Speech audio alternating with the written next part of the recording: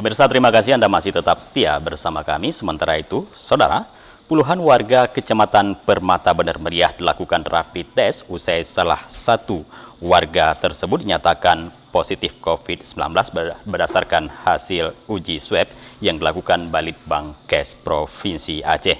Para warga yang dilakukan rapid test merupakan warga yang diduga kuat sempat kontak langsung dengan pasien positif corona.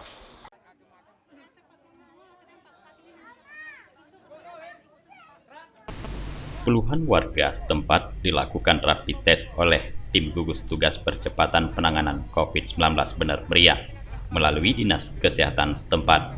Sebanyak 44 orang yang dilakukan rapid test oleh petugas medis, di mana mereka yang dilakukan rapid test diduga kuat sempat kontak langsung dengan BN, pasien yang dinyatakan positif terkena wabah COVID-19 usai keluar hasil uji swab pada 5 Mei kemarin.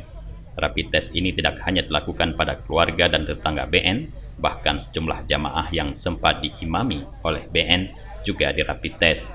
Selain rapid test, pihak gugus tugas percepatan pencegahan COVID-19 juga melakukan penyemprotan disinfektan pada sejumlah rumah warga dan sarana umum untuk pencegahan dan pemutusan mata rantai penyebaran virus.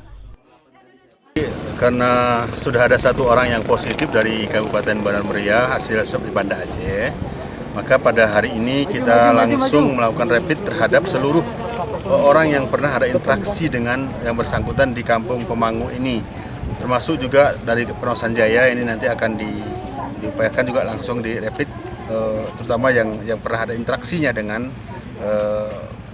si korban ini yang terpapar ini. Yang pertama, yang kedua kita melakukan penyemprotan di semua rumah yang ada di desa ini dan fasilitas-fasilitas umumnya.